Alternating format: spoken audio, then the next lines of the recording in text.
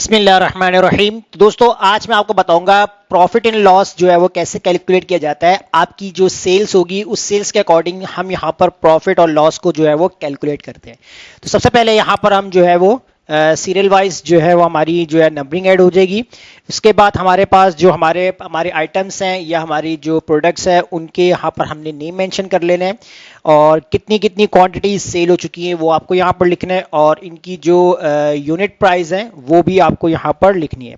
तो unit price का एक कॉलम हम यहाँ बना लेंगे। इसके बाद जो है आपने दोबारा से यहाँ पर कॉस्ट लिखना है और कॉस्ट के बाद आपको अगेन यहाँ पर यूनिट प्राइस लिखना है। तो दो बार यूनिट प्राइस क्यों आ रहा है ये भी आपको समझ में आ जाएगा। और उसके बाद दोबारा से आपको यहाँ पर कॉस्ट जो है वो राइट डाउन करना है।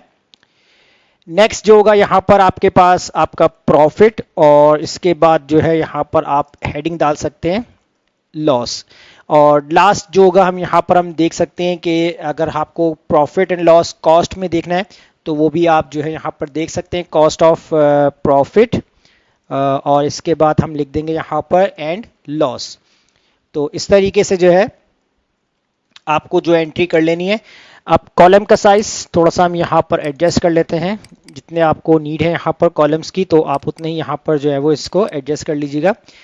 अब इसके बाद आपको जो है यहाँ पर इस हेडिंग्स को सेलेक्ट करके जो है इसको बोल्ड कर लीजिएगा और फॉर्मेट आप अपने हिसाब से आपको जो फॉर्मेट रखना है वो आप इसमें एडजस्ट कर सकते हैं।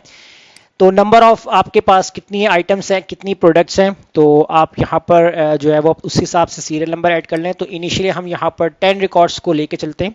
शॉर्ट डाटा इसलिए मैं बनाता हूँ ताकि ये कि आपको समझने में आसानी हो, क्योंकि डाटा आपके पास जितना ही आपके पास लेंदी क्यों ना हो तो आपके कॉन्सेप्ट और आपका जो फॉर्मूला है वो आपका इस तरीके से जो है वो आपको अप्लाई करना होगा। तो यहाँ पर हम इसको ऑल बॉर्डर दे देंगे। अब यहाँ पर जो आइटम्स हैं उनको मैं यहाँ पर लिख लेता हूँ। जैसे यहाँ पर आप जो है ग्रॉसरी आइटम्स टाइप जो है यहाँ पर लिख लेते हैं। तो मैंने यहाँ पर लिख दिया बिस्किट्स और फिर इसके बाद यहाँ पर हम टाइप करते हैं जूस एंड मिल्क, इसके बाद वाटर और चॉकलेट। तो ये हमारे पास कुछ आइटम्स हैं तो इसको यहाँ पर राइट डाउन कर लेना है। तो डिफरेंट आइटम्स भी आप यहाँ पर यूज़ कर सकते हैं। जो आपके पास जो एक्चुअल्स जो आपके आइटम्स होंगे उनको आप यहाँ पर राइट डाउन करेंगे। तो फिलहाल जो मेरे पास आइटम जो मुझे समझ में आ रहे हैं मैं फिलहाल वही लिख रहा हूँ तो आपको समझाने के लिए।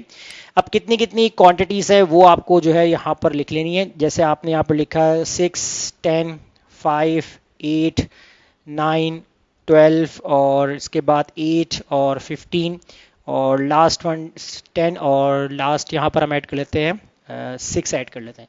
तो ये हमारे पास जो है वो क्वांटिटीज जो है। अब इसके बाद हमने यहाँ पर जो है वो यूनिट कॉस्ट और कॉस्ट जो प्राइस लिखी हुई है हमने दो बार जो है यहाँ पर जो है वो ऐड किया हुआ है।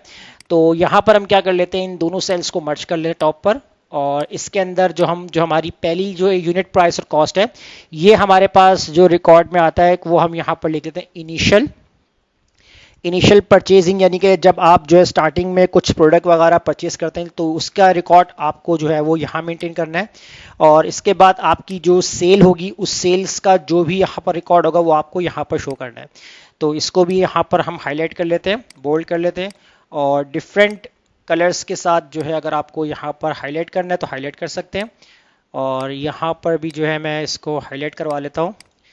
अब इसके बाद यहाँ पर आप लिखेंगे यूनिट प्राइस के स्टार्टिंग में जब आप एक प्रोडक्ट परचेज कर रहे हैं तो उसकी जो यूनिट प्राइस है वो कितनी है। तो जैसे आपने यहाँ पर लिख लिया 300 और उसके बाद जो है यहाँ पर आप ऐड कर लें 600 और 250 और इसके बाद यहाँ पर 650 कर दीजिए इसको 1500 और फिर इसके बाद तो ये प्राइजेस भी जो है मैं अपने पास से लिख रहा हूँ, आप अपने हिसाब से जो है वो प्राइजेस लिख सकते हैं। यहाँ पर 800 हो गया आपके पास, 850 आ जाएगा आपके पास और 450 और लास्ट वन यहाँ पर हम ऐड कर लेते हैं 400।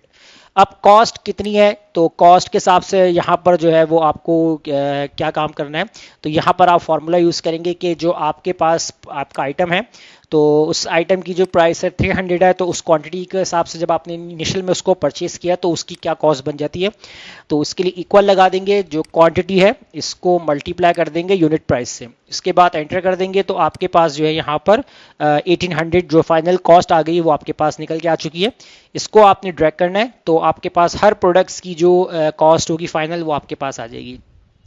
फिर नेक्स्ट जो होगा यहाँ पर आपको यहाँ पर जो है वो यूनिट प्राइस चेक करना है। अब एक प्रोडक्ट आपको जो है वो 300 की जो आपने स्टार्टिंग में परचेज की है, तो अब आपने जो है यहाँ पर उसकी जो यूनिट प्राइस है वो कितने की रखी है आपने, ठीक है। तो ये आपको चेक करना है कि आप उसको कम में बेच सकते हैं और बराबर अगर आपको उसी सेम अमाउंट में बेचना है तो वो भी बेच सकते हैं। अगर आपने ज़्यादा प्राइस रख के इसको सेल आउट किया तो उसमें आपका प्रॉफिट एंड लॉस दोनों कैलकुलेट होगा। तो यहाँ पर हमने कुछ प्रोडक्ट को सेम भी रख लेते हैं। तो जैसे हमने यहाँ पर 300 रखा तो इसको हमने 350 कर दिया, और यहाँ पर 600 है इसको हमने 700 कर दिया। नेक्स्ट जो होगा यहाँ पर इसको आपने 200 कर देना है, और इसके बाद फिर जो हम चलते हैं नीचे तो यहाँ पर हम प्राइस जो है रख लेते हैं 1000 है आपके पास 60, तो मैंने यहाँ पर 1000 कर दिया। फिर नेक्स्ट आएंगे यहाँ पर आपके पास, तो इसको हम कर देंगे 1200, और फिर यहाँ पर 1000 पे आते हैं, यहाँ पर हम करते हैं 1250, इसको हम कर देंगे 800, और इसको हम कर देंगे 900, और इसको भी हम कर देंगे 450, और लास्ट वन जो होगा यहाँ पर हम इसको कर देंगे 550। तो ये हमारे यूनिट प्राइस है जिनको हमने मजीद इसके अंदर हमने एडिशंस करके अपने प्रॉफिट एंड लॉस को जो है यहाँ पर ऐड करना है। तो ये डेटा एंट्री है, जैसे आपकी जिस हिसाब से आपकी प्रोडक्ट सेल हो रही तो तभी आप इसकी जो है एक्चुअल प्राइस लिखेंगे। उसके बाद आपको जो है यहाँ पर कॉस्ट कैलकुलेट करनी है, तो इसके लिए आपको यहाँ पर इक्वल लगाना है। तो कितनी क्वांटिटीज जो है वो सेल हो चुकी हैं, तो उस क्वांटिटी के हिसाब से आप इसको मल्टीप्लाई करवा सकते हैं। सेम क्वांटिटी के हिसाब से भी कर सकते हैं, और अगर अदर अलग से आपको क्वांटिटी कॉलम बनाना है कि आपने 6 क्वांटिटी स्टार्टिंग में खरीदी है, 5 क्वांटिटी सेल कर दी है, तो अलग सा बना सकते हैं। तो फिलहाल अभी हम इसी को क्वांटिटी को लेकर चलते हैं, तो इसको हम मल्टीप्लाई करवा देंगे यूनिट प्राइस के साथ। तो अब इसको हम कर देंगे एंटर। जैसे एंटर कर देंगे तो देखिए आपने जो स्टार्टिंग में जो आपको प्राइस थी उसके हिसाब से जो है वो आपकी कॉस्ट कितनी आ रही है 1800। तो यहाँ पर अगर आपने जो है वो सेल अगर आपने इसकी ज़्यादा रखी है तो उसके हिसाब से आपकी जो कॉस्ट है वो कितनी बन रही है वो आपको यहाँ पर कैलकुलेट होकर दे रहा है। तो इसको भी आपने ड्रैग कर देना है। ड्रैग करने के बाद हर एक प्रोडक्ट की जो है वो कॉस्ट यहाँ पर कैलकुलेट होकर आ जाएगी। फिर नेक्स्ट जो होगा यहाँ पर हम देखेंगे कि हमारा प्रॉफिट और लॉस अगर आपको यहाँ पर इनवर्ट्स में चेक करना है तो वो आप यहाँ पर कैसे कर सकते हैं। तो इसके लिए आपको यहाँ पर इक्वल इफ कंडीशंस का फॉर्मूला लगाना है। तो सबसे पहले आपको यहाँ पर जो आपकी सेल की जो कॉस्ट होगी, अगर ये कॉस्ट आपकी ग्रेटर होती है, किससे ग्रेटर होती है, जो आपकी इनिशियल कॉस्ट थी इसके साथ, तो यहाँ पर आप कॉमा लगा दें। तो कोटेशंस के अंदर आपके पास ट्रू वैल्यू के अंदर क्या प्रिंट हो जाए, तो आपके पास आ जाए प्रॉफिट, कॉमा कोटेशन क्लोज कर देंगे, फिर कॉमा लगाएंगे।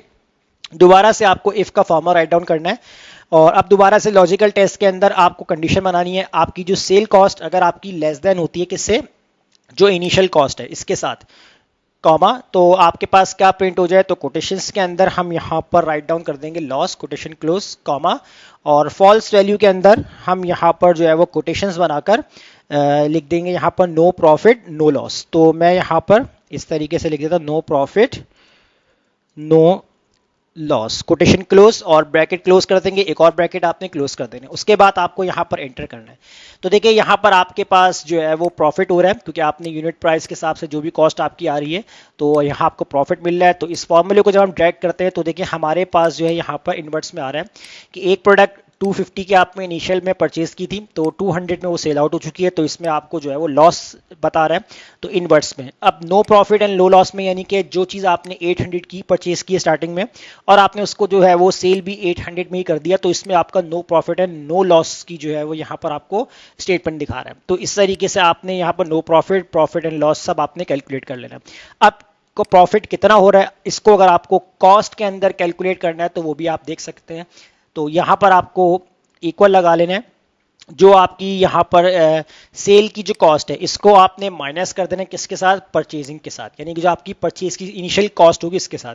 एंटर कर देंगे तो देखिए यहाँ पर आपको प्रॉफिट के हिसाब से बता रहा है कि आपको कितना प्रॉफिट हो रहा है इस प्रोडक्ट के अंदर, 300 का हो रहा है। तो जब आप इसको ड्रैग करते हैं यहाँ से, तो ड्रैग करने के बाद देखिए यहाँ पर आपको यहाँ पर 1000 का प्रॉफिट हो रहा है, यहाँ आंसर आपको माइनस में दे रहा है। तो माइनस में दे रहा है तो देखिए यहाँ बिल्कुल सही बता रहा है, लॉस हो रहा है। तो कितना लॉस हो रहा है, -250 का। तो ये देखिए यहाँ पर लॉस कितना हो रहा है, -2700 का। अब यहाँ जहाँ जीरो आ रहा है इसका मतलब है कि ना तो यहाँ पर आपको कोई प्रॉफिट मिला है ना ही कोई आपको लॉस मिला है। अब इसके बाद जो है यहाँ पर आप अलग सी जो है वो कैलकुलेशन में देख सकते हैं कि अगर आपको यहाँ पर प्रॉफिट एंड लॉस दोनों कैलकुलेट करने हैं कि नंबर ऑफ प्रॉफिट, और इसके बाद आपको जो है यहाँ पर नंबर ऑफ प्रॉफिट लिख लेते हैं, नंबर ऑफ प्रॉफिट, और इसके बाद यहाँ पर हम लिखें नंबर ऑफ लॉस। तो इन दोनों कॉलम्स को यहाँ पर हम हाईलाइट करवा लेते हैं और इसको आप बोल्ड कर दीजिएगा। तो सबसे पहले हम देखेंगे कि हमें टोटल प्रॉफिट कितना आ रहा है, तो इसके लिए इक्वल लगाएंगे और सम इफ का जो फॉर्मूला है वो आपको राइट डाउन करना है। रेंज के अंदर ये पूरा कॉलम आपको सेलेक्ट कर लेना है, उसके बाद कॉमा लगाएंगे। डबल कोटेशंस के अंदर आपको यहाँ पर greater than zero quotation close bracket close, अगर यहाँ पर जो है वैल्यूज आपकी जो है वो जीरो से ग्रेटर है, सिर्फ उनका आपको यहाँ पर टोटल करना है। तो देखिए यहाँ पर आपको सिर्फ जो पॉजिटिव वैल्यू है जिसमें आपको प्रॉफिट हो रहा है उसका यहाँ पर आपको जो है वो इसने प्लस करके दे दिया, टोटल निकाल दिया। अब लॉस कितना हो रहा है टोटल, तो इसके लिए आपको यहाँ पर दोबारा सम इफ का फॉर्मूला यूज करना है। रेंज के अंदर आपने ये पूरा कॉलम सेलेक्ट किया यहां से लेकर यहां तक, कॉमा लगाएंगे। डबल कोटेशंस के अंदर लेस देन जीरो करेंगे, कोटेशन क्लोज ब्रैकेट क्लोज, और उसके बाद आप कर देंगे यहां पर एंटर। जैसे एंटर कर देंगे तो इतना आपको लॉस हो रहा है, यानी कि 8750 का जो है वो आपको प्रॉफिट है और 2950 जो है वो आपको लॉस हो रहा है। तो इस तरीके से एक शॉर्ट जो है वो आप अपनी प्रॉफिट लॉस की जो है वो स्टेटमेंट या रिपोर्ट कह लें तो आप तैयार कर सकते हैं, जैसे मैंने आपको आज की क्लास से बताया। तो तब तक इस क्लास की प्रैक्टिस कीजिए, मुझे इजाजत दीजिए, अल्लाह हाफिज।